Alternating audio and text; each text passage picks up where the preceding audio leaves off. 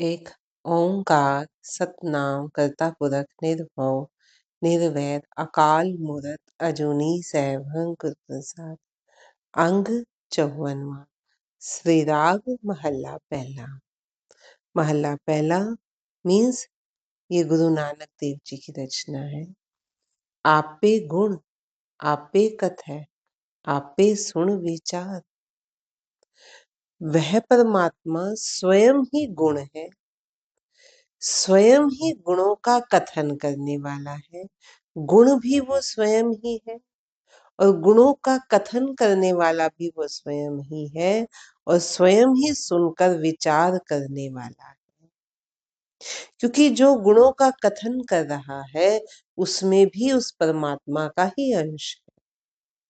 परमात्मा स्वयं ही गुण है, स्वयं ही गुणों का कथन करने वाला है, क्योंकि जो कथन कर रहा है उसमें भी परमात्मा की शक्ति और परमात्मा का अंश मौजूद है और स्वयं ही सुनकर विचार करने वाला है।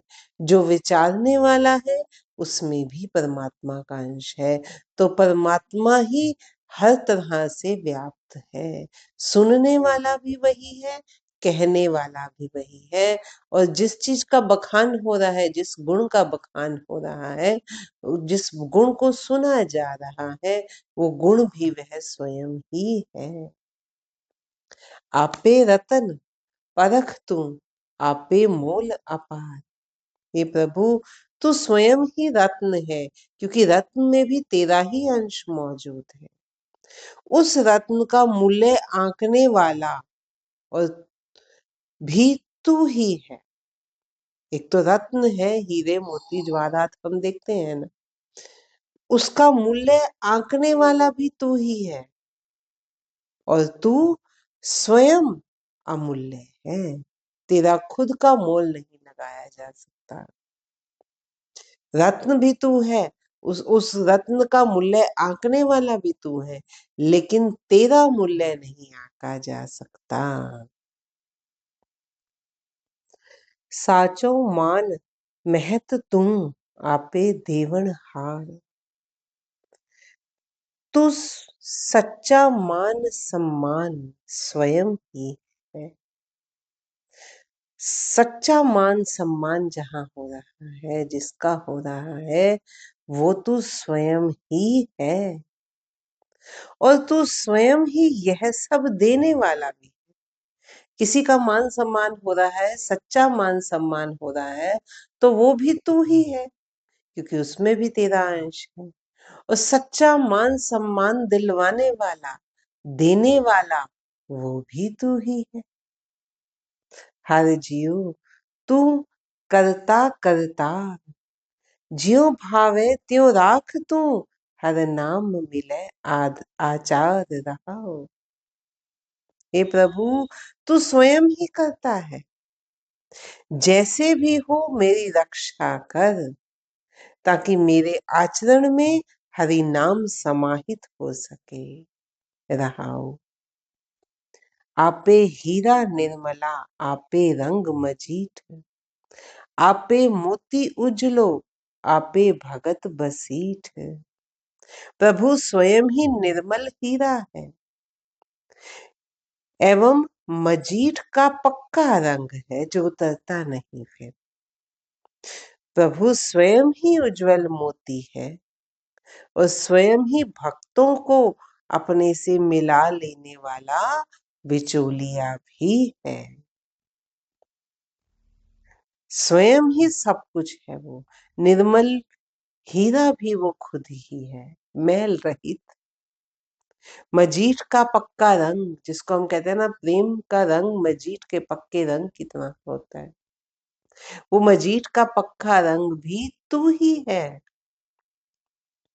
स्वयं ही उज्जवल मोती भी तू है और स्वयं ही भक्तों को अपने से मिला लेने वाला बिचौलिया भी तू ही है। गुर कै सबद सलाहना घट घट डीठ अडीठ। शब्द गुरु के माध्यम से तेरा गुणगान हो सकता है। और प्रत्येक घट में हे अदृश्य प्रभु तू ही दिखाई दे रहा है। गुरु महाराज उस अवस्था की बात कर रहे हैं जब समझ आ जाती है परमात्मा का विस्तार कितना है, किस तरह से वो व्याप्त है। अब उसकी व्यापकता का पता चल गया है, तो अब वो उसका बखान कर रहे हैं कि जिधर भी देखा जाता है ये दृश्य प्रभु तू ही दिखाई देता है, तू ही गुण है, तू ही गुणों का कथन करने वाला है, तू ही सुनने वाला है, तू ही हीरा है, तू ही हीरे का मूल्य आंकने वाला है, तू ही मान सम्मान है और तू ही देने वाला है मान सम्मान। हर जगह तू ही तू है, उज्जवल मोती भी तू है, निर्मल हीरा भी तू है, भक्तों को अपने से मिला लेने वाला भी तू ही है। शब्द गुरु के माध्यम से तेरा गुणगान हो सकता है, गुणों का अनुवाद हो सकता है, और प्रत्येक घट में ही अदृश्य प्रभु तू ही दिखाई दे रहा है। घट घट डीठ अडीठ तू जो अदृश्य है वो अब हर जगह दिखाई देने लगा है। आपे सागर बोहिथा आपे पार अपार, तू स्वयं ही सागर है और जहाज है। सागर में भी तेरा अंश मौजूद है और जहाज में भी तेरा अंश मौजूद है। स्वयं ही इस रचना का ओर छोर तू है। साची वाट सुजान तू सबद लगावण हा, तू ही रास्ता है। वाट कहते हैं रास्ते को। तू ही सच्चा रास्ता है, तू ही सब कुछ जानता है। सत्य गुरु के माध्यम से इस संसार से पार ले जाने वाला भी तू ही है। शब्द गुरु के माध्यम से, गुरु के उपदेशों के माध्यम से पार ले जाने वाला, इस संसार सागर से पार ले जाने वाला भी तू ही है। नी डरया डर जानिए बाज गुरु गुबार, जो प्रभु का भय नहीं मानते वे ही इस संसार सागर से, इस संसार सागर में भयभीत बने रहते हैं। अस्थिर करता देखिए होर केती आवे जाए, गुरु के बिना इस संसार में घोर अंधकार ही अंधकार है। करता प्रभु ही स्थिर दिखाई देता है, अन्य सब चलाए मान है। एक वही प्रभु है जो सदा सदा स्थिर बना रहने वाला है। उसके अलावा अन्य जो कुछ भी सृष्टि की रचना दिख रही है वो सब चलायमान है, चाहे सजीव है चाहे निर्जीव है। सबका रचना हुई है निर्जीव चीज की भी तो उसका विनाश भी तय है। सजीव का जन्म हुआ है तो मृत्यु अवश्य ही होनी है। तो जो भी चीज देखते हैं हम कहें कैसे पहाड़ों में टूट फूट होती है, नदियां में उथल पुथल होती है, तारे टूटते बनते रहते हैं, हर चीज में उसका रूप बदलता है धीरे धीरे, चाहे वो बदलने की दर कितनी ही हो, लेकिन चलायमान जरूर है हर चीज। जो भी चीज बनी है उसका विनाश होना तय है। सिर्फ एक उस कर्ता प्रभु के अलावा सब कुछ अस्थिर है। वो कर्ता प्रभु ही है जो स्थिर है। आपे निर्मल एक तू होर बंधी धंधे धंधे पाए। दोबारा पढ़ते हैं, आपे निर्मल एक तू होर बंधी धंधे पाए। हे प्रभु एक तू ही मल रहित है, निर्मल है, विकारों की मैल के रहित है, माया से रहित है तू, माया की मैल से रहित है तू। अन्य सारी सृष्टि विभिन्न प्रपंचों में लगी हुई है। गुर राखे से उबरे, साचे स्यों लिव लाए। जिन्हें गुरु ने बचा लिया है वे उबर सके हैं, क्योंकि उन्होंने सत्य प्रभु में ध्यान लगा लिया है। हर जियो सबद पछाड़ी, साच रते गुरुवाक। परमात्मा को शब्द के माध्यम से एवं सत्य में लीन गुरु वाक्य रूपी शब्द भ्रम के माध्यम से जाना जाता है। दोबारा पढ़ते हैं, परमात्मा को शब्द के माध्यम से एवं सत्य गुरु के वाक्य, सत्य गुरु के, जो सच्चे गुरु के, सत्य में लीन है जो गुरु, सत्य में लीन गुरु के वाक्यों के रूप में जो शब्द भ्रम है, उसको गुरु के वाक्य फिर शब्द भ्रम हो गए, क्योंकि गुरु स्वयं सत्य में लीन है। उसके माध्यम से उसको जाना जाता है, उस परमात्मा को जाना जाता है। तित तन मैल न लग गई, सच घर जिस ओताक। जिसका ठिकाना सत्य के घर में बन गया, उसी व्यक्ति के तन को कभी विकारों की मैल नहीं लगती।